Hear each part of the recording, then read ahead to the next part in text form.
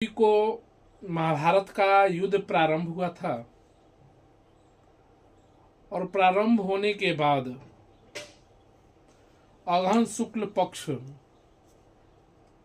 पूर्णिमा को यह युद्ध समाप्त हो गया था। इसी बीच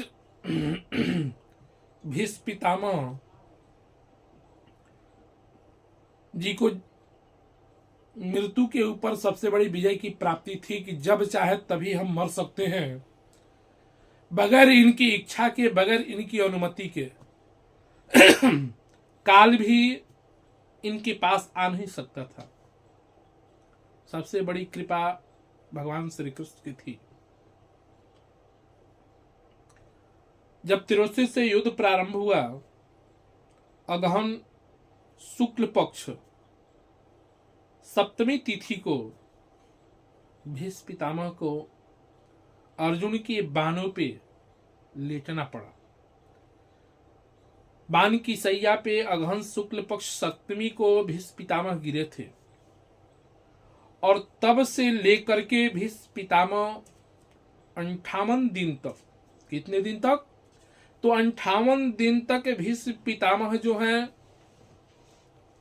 बाण के सैया पे पड़े थे। भीष्म पितामह जब चाहे तभी उनके पास मृत्यु आ सकती थी।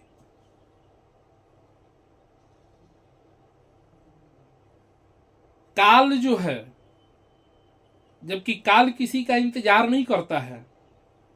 लोग कहते हैं कि काल किसी के बस में नहीं है, लेकिन कर्म एक ऐसा चीज है कि मौत को भी कर्म टाल सकता है। जिस तरह से भीष्म पितामह ने अपने जीवन में ऐसा कर्म किया जिसके कारण उन्हें काल के ऊपर विजय की प्राप्ति थी।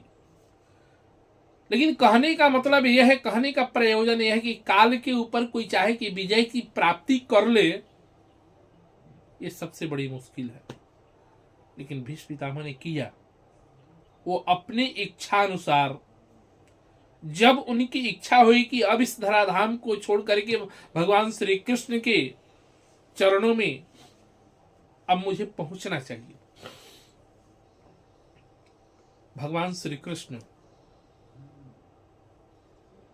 को स्मरण करने लगे। जबकि भीष्म पितामह को दक्षिणायन में बाण लगा, लेकिन भीष्म पितामह ने कहा कि मैं दक्षिणायन में अपना प्राण पर त्याग नहीं, जब तक सूर्य उत्तरायण न हो तब तक हम अपने जीवन का प्रणाम नहीं करेंगे। तो भीष्म पितामह की मृत्यु कब हुई, कैसे 58 दिन इनका पूरा होता है। लेकिन उससे पहले हमको ये कहना है कि व्यक्ति मरते समय व्यक्ति के जीवन की शुद्धि हो जाती है। हम जीवन में कितने भी, अपने जीवन में कुछ भी दुर्गुण हमारे जीवन में आया हो या दुर्गुण कार्य किया हो, लेकिन जब जीव मरने लगता है ना, तो मरते समय अपने किए हुए कर्मों का फल दिखाई पड़ने लगता है, अपने जीवन का आत्मबोध होने लगता है। वही जब भीष्म पितामह कि जब मरने का समय आया तो भगवान श्री कृष्ण ने पांचों पांडवों को लेकर के भीष्म पितामह के पास लेकर के चले कि अब भीष्म पितामह को चलने का समय आ गया है। कम से कम चल करके पांचों पांडवों से कहा कि तुम लोग हस्तिनापुर के नरेश बन चुके हो, कम से कम नरेश बनने के पश्चात अपने पितामह से कुछ ज्ञान तो अर्जित कर लो। उस ज्ञान को अर्जित करने के लिए चले कौन? तो भीष्म पितामह।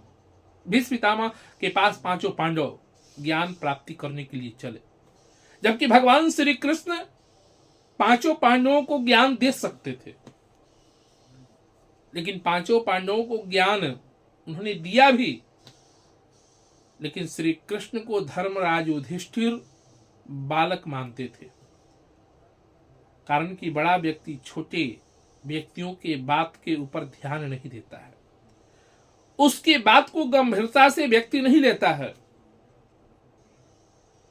इसलिए भगवान श्री कृष्ण ने विचार किया कि जो बात हमें कहनी है, अगर वही बात तो स्वतः भीष्म पितामह अपने मुख से पांचों पांडवों को कहेंगे तो इनके जीवन में बोध होगा कि नहीं, भीष्म पितामह हमारे पितामह ने अपने जीवन के अनुभव को मेरे जीवन में शेयर किया। पांचों पांडवों को लेकर के भगवान श्री कृष्ण जब भीष्म पितामह के करीब गए, भीष्म पितामह के चरणों में वंदन किया। वंदन करने के बाद जबकि भीष्म पितामह ने अंतिम क्षण में भगवान श्री कृष्ण को स्मरण किया कि प्रभु अब मुझे जाने का समय हो गया, अब हमारे ऊपर कृपा कीजिए। सब व्यक्तियों के जीवन में हम कितने भी अपने जीवन में कर्म करें, लेकिन जब व्यक्ति के जीवन में अंतिम क्षण, अंतिम सांस जब आने लगती है तो हमारे जीवन में बोध होने लगता है। क्या बोध होता है? कि हमने ऐसा कार्य किया है, हमने वैसा कार्य किया है, जो अंतःकरण में अपने जीवन में ग्लानि भी होती है। भले हम यौवन बस, अहंकार बस, ऐश्वर्य बस हम स्वीकार नहीं करते हैं, लेकिन जब हमारे जीवन से ऐश्वर्य भी चला जाता है, यौवन भी चली जाती है, बल भी चली जाती है और हमारे पास कुछ नहीं बचता है, असहाय हो जाते हैं, तब हमें बोध होता है कि हमने अपने जीवन में जो भी किया हमने उचित नहीं किया, अनुचित किया। जिस कार्य को हमें करना नहीं चाहिए वो आज हम कार्य कर रहे हैं। यही बात भीष्म पितामह के जीवन में भी अनुभव होता है। कब? जब पांचों पांडवों को भीष्म पितामह ने शिक्षा देने का कार्य किया। जब भगवान श्री कृष्ण पांचों पांडवों को लेकर के धर्मराज युधिष्ठिर के पास, धर्मराज युधिष्ठिर को लेकर भीष्म पितामह के पास जब पहुंचे, चरणों में प्रणाम सब लोगों ने किया। भीष्म पितामह ने पूछा कि कौन? भगवान श्री कृष्ण ने कहा कि आपके पौत्र पांडव आपको प्रणाम कर रहे हैं। आपके आशीर्वाद से ये हस्तिनापुर के नरेश बन चुके हैं।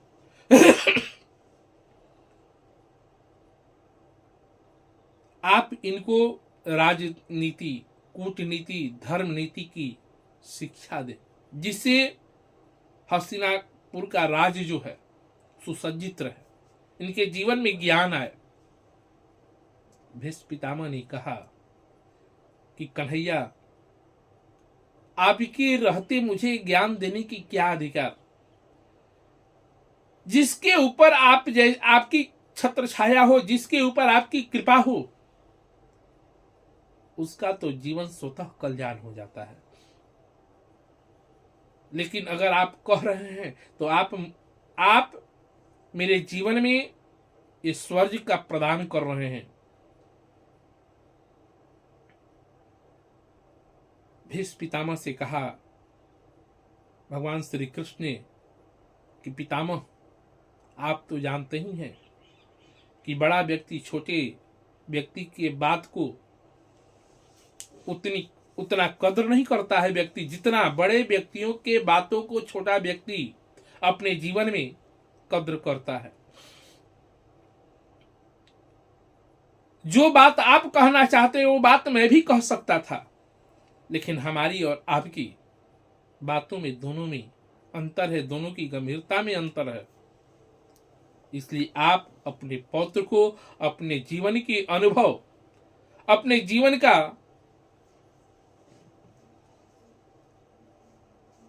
विचार इनको शेयर करें कि कैसे राजनीति, धर्मनीति, कूटनीति के द्वारा राज शासन किया जाता है। भीष्म पितामह ने पांचों पांडवों को शिक्षा दिया और देने के बाद जब अंत समय में जब भीष्म पितामह ने कहा कि युधिष्ठिर, अगर तुम्हारे सामने कोई असहाय आ जाए तो ये राजा का कर्तव्य बनता है, क्षत्रियों का कर्तव्य बनता है कि असहाय अगर करीब आ जाए तो उसका रक्षा करना परम दायित्व होता है, परम कर्तव्य बनता है। अगर तुम नहीं करते हो तो क्षत्रिय कहलाने का अधिकारी नहीं, राजा कहलाने का अधिकारी नहीं। और शरणागत में जो आ जाए उसका कल्याण करना तुम्हारा परम धर्म है, परम कर्तव्य है, उसके पश्चात ही कोई दूसरा कर्म है। ये बात साथ में पांचों पांडवों के साथ में कुंती भी, द्रौपदी भी खड़ी थी। द्रौपदी भीष्म पितामह की बात को सुनकर मुस्कुराने लगती है। भीष्म पितामह ने द्रौपदी से पूछा कि बेटी तुम क्यों हंस रही हो? द्रौपदी ने कही कि पितामह ऐसे ही अकारण मुझे हंसी आ गई। भीष्म पितामह ने कहा कि बेटी अब मुझे अंतिम समय आ गया है और मैं ये नहीं चाहता हूं कि तुम्हारी हंसी को देख करके मैं अपने जीवन को प्राणांत करूं। कारण कि कुलवती स्त्रियां, कुलवती नारियां अकारण कभी हंसती नहीं है जब तक कोई कारण न हो। इसलिए द्रौपदी तुझे बताना पड़ेगा कि तू किस कारण से हंसी है। द्रौपदी बात को टालना चाहती थी लेकिन भीष्म पितामह टालना नहीं चाहते थे। द्रौपदी ने कही कि पितामह, हमें आपको क्लेश देने का अर्थ नहीं है, आपको कष्ट पहुंचाने का अर्थ नहीं है। हमें तो इस बात पे हंसी आ गई कि जब आपने शिक्षा दिया कि जो शरणागत आ जाए उसका रक्षा करना परम कर्तव्य है। जब दुशासन मेरा वस्त्र हरण कर रहा था तो उस वक्त रक्षा की गुहार मुझे पूर्ण याद है, स्मरण है कि रक्षा का गुहार जो है हमने आपको लगाया था, इसलिए पहले आप बैठे थे। जबकि जब रक्षा की गुहार मैंने लगाई तो आप अपने सर को झुका लिए। उस भरे दरबार में किसी ने मेरी रक्षा नहीं किया।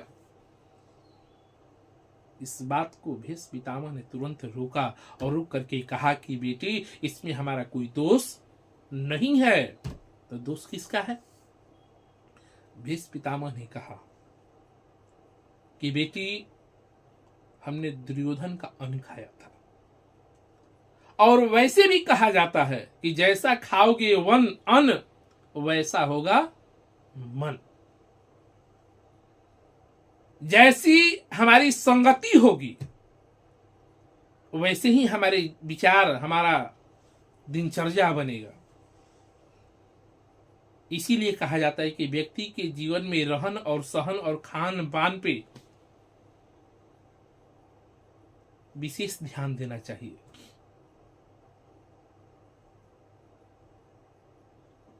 गोस्वामी जी महाराज भी जब रामचरितमानस की रचना करने लगे तो 7 कांड की रचना गोस्वामी जी महाराज ने किया है। बाल कांड, अयोध्या कांड। तो बाल कांड की रचना क्यों किया? गोस्वामी जी ने कहा कि जब बाल्यावस्था व्यक्ति के जीवन बिगड़ जाता है ना तो उसका यौवन कभी सुधरने वाला नहीं है।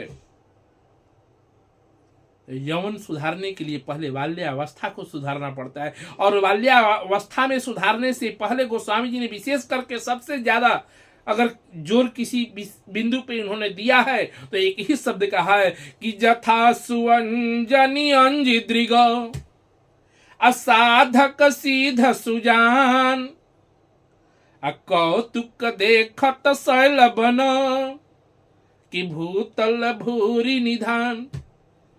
दृष्टि पे गोस्वामी जी महाराज ने विशेष जोर दिया है कि जिसकी दृष्टि संवर जाए उसका जीवन संवर जाएगा।